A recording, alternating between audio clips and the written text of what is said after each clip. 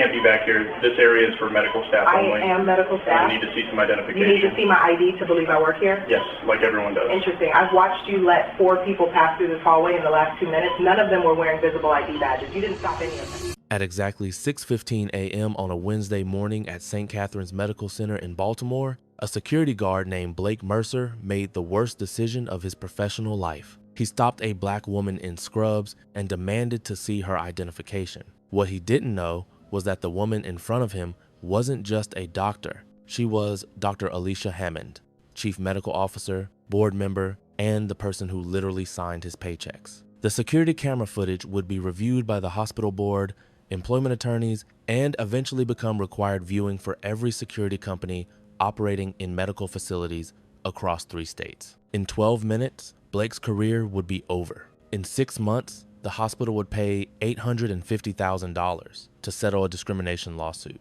And in 1 year, security protocols at 17 hospitals would be completely rewritten because of what was about to happen. But in that moment, standing in the corridor near the ICU entrance, Blake had no idea. He just knew he didn't like the attitude of this woman who was questioning his authority. He was about to learn that some people have attitudes because they're tired of being treated like criminals in their own workplace. Before we continue, I need you to do something. Drop a comment and tell me where you're watching from. And please, hit that subscribe button right now. This story gets absolutely wild, and you're going to want to see how it ends. Dr. Alicia Hammond was not your average 44-year-old doctor. While most physicians her age were focused on their specialty practice or maybe climbing to department head, Alicia was running an entire hospital's medical operations. But here's what made her truly exceptional. She wasn't just a talented administrator who worked her way up. Alicia was a Harvard-trained cardiothoracic surgeon who had performed over 3,000 open heart surgeries before moving into hospital leadership.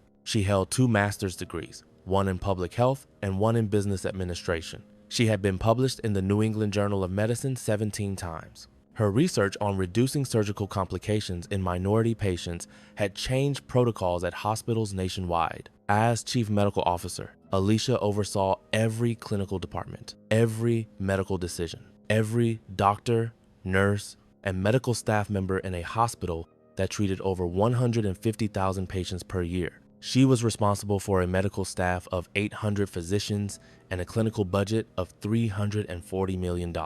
The hospital board reported to her on medical matters. The CEO consulted her on strategic decisions. She was, by any measure, one of the most powerful people in that building. She was also one of only 12 black female chief medical officers at major hospitals in the entire United States. And she had spent her entire career dealing with people who assumed she was in the wrong place. On this particular Wednesday, Alicia had been at the hospital since 4:30 a.m. There had been a multi-vehicle accident on Interstate 95. 7 trauma patients had come in simultaneously. Alicia had been in the trauma bay coordinating care, directing the surgical teams, making the critical decisions that saved lives. She was still in her scrubs. They had blood on them. Her surgical cap was pulled back. Her badge was clipped to her waistband, partially covered by the scrub top. She was exhausted, running on coffee and adrenaline, and she was heading to the ICU to check on the patients they had just saved. She had walked this hallway thousands of times. She knew every nurse, most of the cleaning staff, and certainly every security guard who worked the day shift.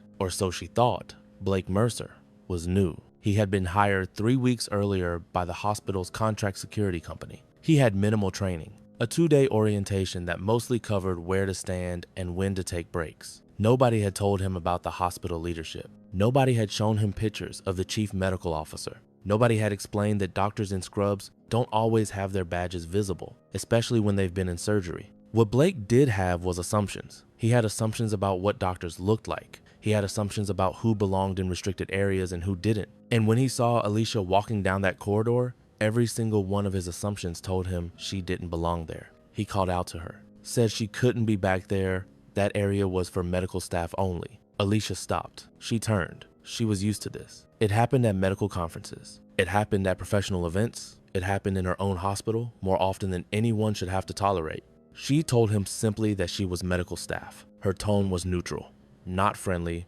not hostile, just stating a fact. Blake demanded identification, not asked, demanded. Alicia asked him a question instead of immediately complying.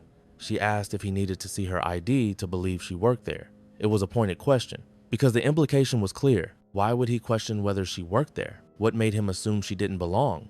Blake fell back on policy, said hospital policy required everyone to display proper identification in restricted areas. It was a reasonable sounding justification, except for one problem. It wasn't being applied consistently. Alicia pointed this out. She had watched him let 4 people pass through that hallway in the last 2 minutes. None of them were wearing visible ID badges. He hadn't stopped any of them. She asked what made her different from the others who had just walked past. Quick question for you watching. Have you ever been treated like you don't belong somewhere you absolutely have the right to be? Type yes or no in the comments. Blake didn't answer the question. Instead, he escalated. He asked if she was refusing to show identification, trying to make her the problem, trying to make her refusal to immediately comply the issue rather than his selective enforcement of the rules. Alicia kept her cool. She asked why she was the only one being stopped. What made her different from the others? The question hung in the air. Everyone watching this encounter knew the answer. Everyone except Blake, apparently. Blake made his next mistake. He said he didn't have time for this. He told her to show ID or he would call for backup and have her escorted out.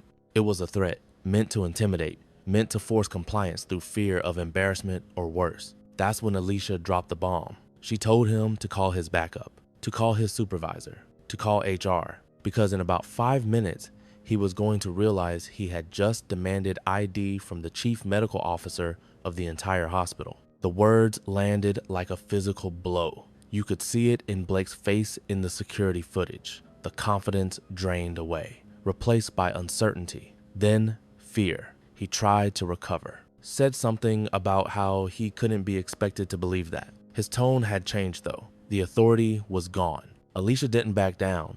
She said she didn't expect him to believe anything. She expected him to do his job properly, which included not racially profiling the doctors who worked there. She said it clearly, directly, racially profiling, not implying it, not dancing around it, naming it exactly. A nurse appeared from one of the patient rooms. She saw Alicia and started to say good morning.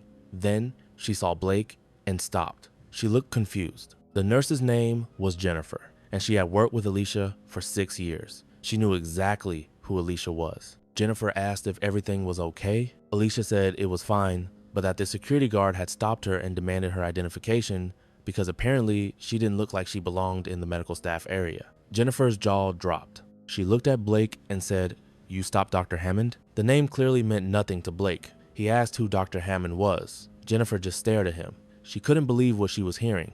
She said, "She's the chief medical officer. She runs this entire hospital." Blake's face went white, actually white. You could see it in the security footage. The color just drained out. He started to stammer an apology. Alicia cut him off. She asked for his name and his supervisor's contact information. Blake gave it, his voice shaking now. Alicia pulled out her phone. She called someone. When they answered, she said, "Tom, it's Alicia. I need you to come to the 3rd floor ICU corridor right now. We have a situation that requires immediate attention." Tom was Tom Henderson, the hospital's chief security officer. He had been with St. Catherine's for 12 years. He arrived within 3 minutes. He took one look at the scene, Alicia in bloody scrubs with her arms crossed, Blake looking terrified, Jennifer standing there as a witness, and he immediately knew this was bad. Alicia explained what happened, calmly, factually. She said Blake had stopped her in the corridor, demanded her identification, and threatened to have her escorted out when she questioned why she was the only person being stopped. She pointed out that he had let multiple people without visible badges pass without questioning them. She said the only explanation for the selective enforcement was racial profiling. Tom turned to Blake and asked if this was accurate. Blake tried to explain. He said he was just doing his job, enforcing the badge policy. Tom asked if he had stopped anyone else in that corridor. Blake hesitated, then admitted he hadn't. Tom asked why not. Blake said he didn't have a good answer. Tom told Blake to return to the security office and wait there. Blake left, and you could see in the footage that he knew his job was over. He walked away with his shoulders slumped, no longer the confident authority figure from 10 minutes earlier. Tom apologized to Alicia, not just a quick sorry, a real apology. He said this was unacceptable and would be addressed immediately. Alicia said this wasn't just about her. She had dealt with this kind of thing her entire career, but she couldn't have it happening in her own hospital. Not to her, not to other doctors of color, not to anyone. She told Tom she wanted a full review of the security contractor's training procedures. She wanted data on who was being stopped and questioned in restricted areas. She wanted to know if there was a pattern, and she wanted it all within 48 hours. Tom nodded. He understood. This wasn't a request from a doctor who had been inconvenienced. This was a directive from a C-suite executive who had just been discriminated against in her own facility. The implications were massive. Do you think the hospital acted quickly enough? Let me know what you think in the comments. Alicia went to check on her patients. She had 5 people in the ICU who needed her attention. People who didn't care about badge policies or security protocols. People who just needed a doctor who knew how to save their lives. She pushed the incident aside and did her job. But she didn't forget. That evening, after a 16-hour shift, Alicia sat down and wrote a detailed account of what happened. Every word spoken, every person who witnessed it, the timestamps, the location, the specific discriminatory aspects of the encounter. She sent the account to Tom Henderson. She also sent it to the hospital CEO, the HR director, the board chair, and her attorney. She wasn't just filing an internal complaint. She was creating a documented record with multiple witnesses and stakeholders. The next morning, Tom delivered his report. It wasn't good. Over the previous 3 weeks, Blake had stopped 12 people in restricted areas and demanded identification. 11 of them were people of color, 8 were women of color. Only 1 was a white person, and that was a young white man with long hair and tattoos. The pattern was undeniable. Blake wasn't enforcing hospital policy. He was enforcing his own biases about what medical staff should look like. Tom had already terminated Blake's access to the facility and notified the security contractor that Blake was not to return. But Alicia wasn't satisfied with just firing Blake. She wanted systemic change. She called a meeting with the CEO, the board chair, the head of HR, and the security contractor's regional manager. In that meeting, she presented data she had personally requested from IT. Over the past year, security stops in restricted areas showed a clear racial disparity. Black and Latino staff were stopped and questioned at rates 3 times higher than white staff, even though they made up only 35% of the medical staff. The data was damning. It showed this wasn't just Blake, it was a broader problem. The security contractor tried to defend their training protocols. Alicia shut that down immediately. She said if their training was producing guards who couldn't recognize the hospital's chief medical officer and who selectively enforced policies based on race, then their training was worthless. She gave them 2 options. Completely overhaul their training program with input from the hospital's diversity and inclusion team, plus implement mandatory implicit bias training, plus create clear protocols for identifying staff without visible badges, plus submit to quarterly audits of their stop data, or they could lose the contract. The contractor chose option 1. They couldn't afford to lose a major hospital contract. Within 2 weeks, they had developed a new training program. Every guard was required to complete 8 hours of implicit bias training. They were given photo directories of all hospital leadership. They were trained on how to politely verify someone's role without making assumptions based on appearance. But that wasn't the end of the story. Alicia had spoken with her attorney about the incident. The attorney pointed out that while Blake had been fired and training had been improved, the hospital itself bore responsibility for the discriminatory environment. The contractor worked for the hospital had oversight responsibility. Alicia didn't want to sue her own hospital, but she also knew that without financial consequences, institutions rarely take these issues seriously enough. She filed a formal EEOC complaint alleging racial discrimination and hostile work environment. She documented not just this incident with Blake, but a pattern of similar incidents over her 5 years as CMO. Times when security had questioned her presence in leadership meetings. Times when she had been mistaken for housekeeping or dietary staff. Times when her authority had been challenged in ways her white male colleagues never experienced. All documented, all witnesses, all recorded in emails and incident reports she had filed with HR. The hospital's attorneys reviewed the complaint and knew they had a problem. Alicia wasn't some entry-level employee they could dismiss. She was the chief medical officer. She had an impeccable reputation. She had documentation. And if this went to court, the jury would see security camera footage of a black female doctor in bloody scrubs being threatened with removal from her own hospital. The settlement negotiations were relatively quick. The hospital didn't want this in the news. They didn't want other hospitals to see them as a place that discriminated against their own leadership.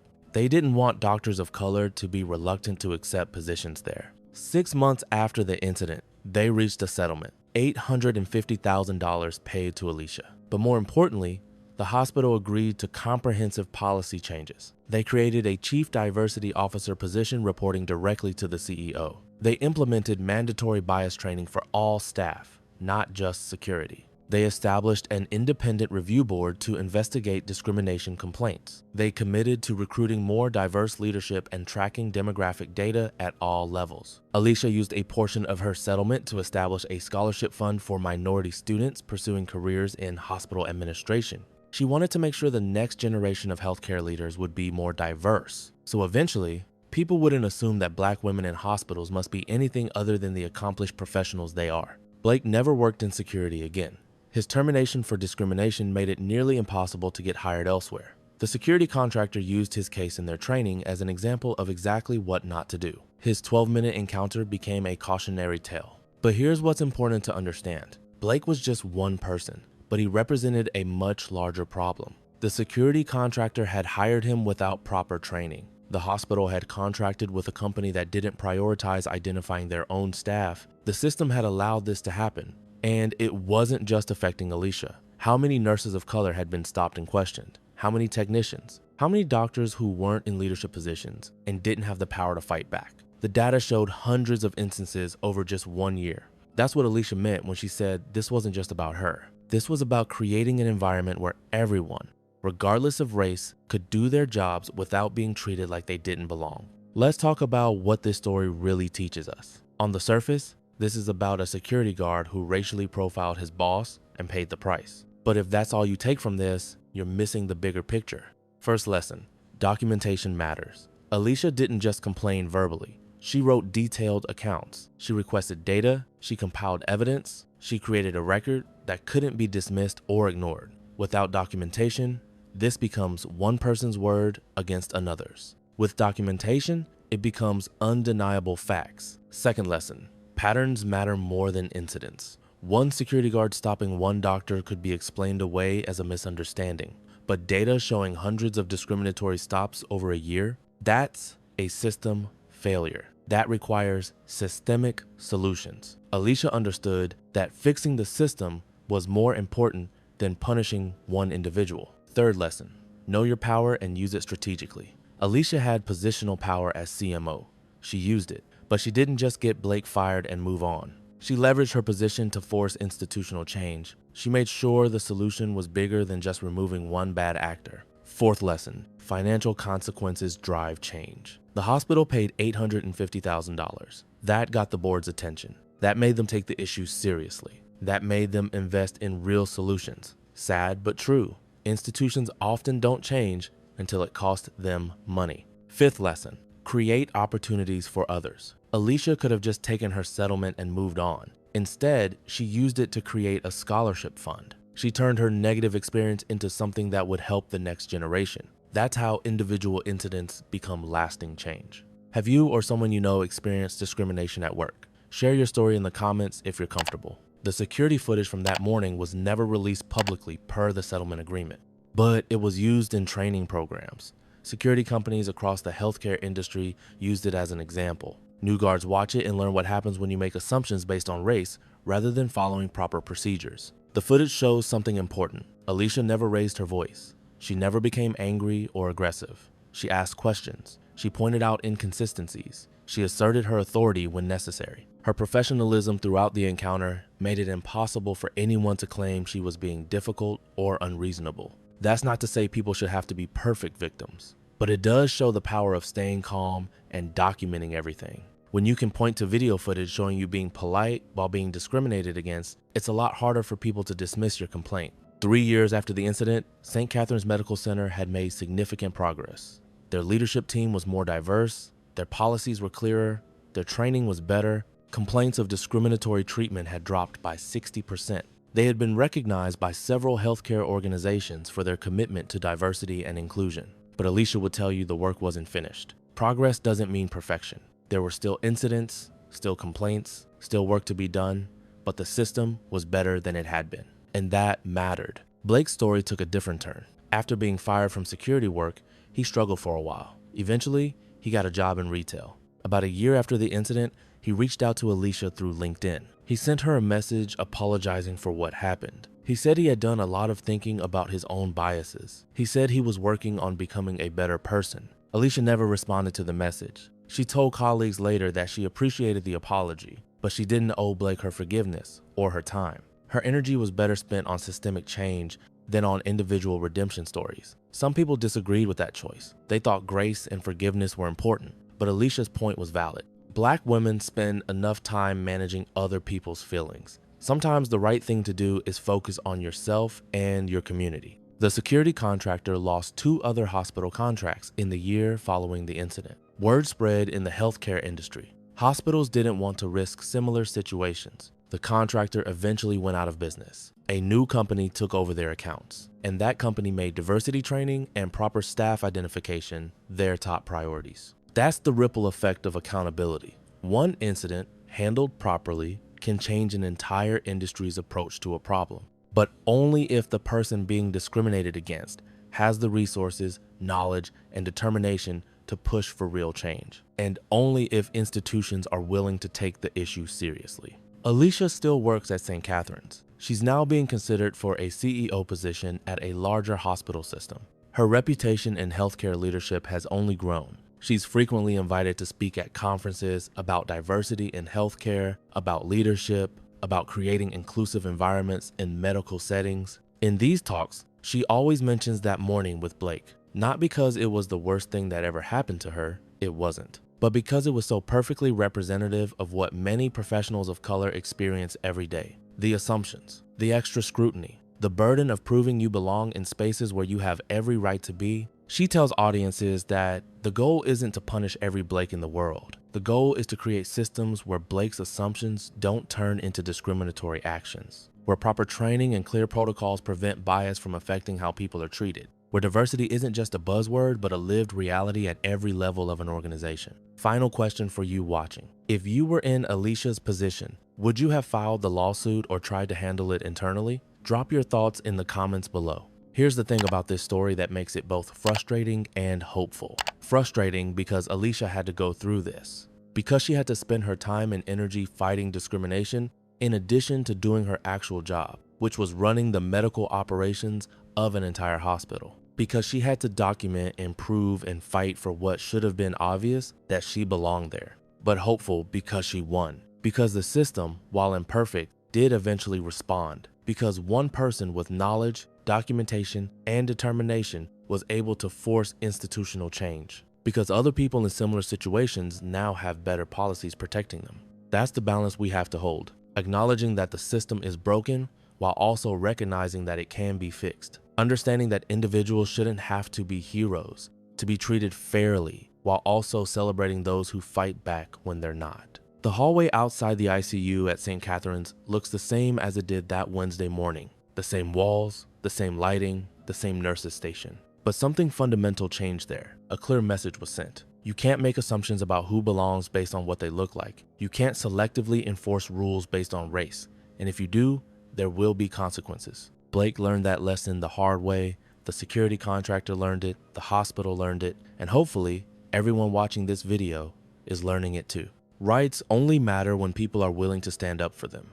Policies only work when people are willing to enforce them fairly. Change only happens when people are willing to fight for it. Thanks for watching this story all the way through. If you found this valuable, if it taught you something or made you think differently, please subscribe to this channel. We tell these stories because they matter, because knowledge is power, because accountability is necessary, because change is possible when people refuse to accept discrimination. Hit that subscribe button, share this video, drop a comment about what you learned, and remember, if you're ever treated like you don't belong somewhere you have every right to be, you have options. Document everything. Know your rights. Follow through. And don't be afraid to make people face the consequences of their discriminatory actions. That's not being difficult. That's demanding the basic respect that every human being deserves. That's how we create workplaces and societies where people are judged by their qualifications and their character, not by assumptions based on their appearance. See you in the next one.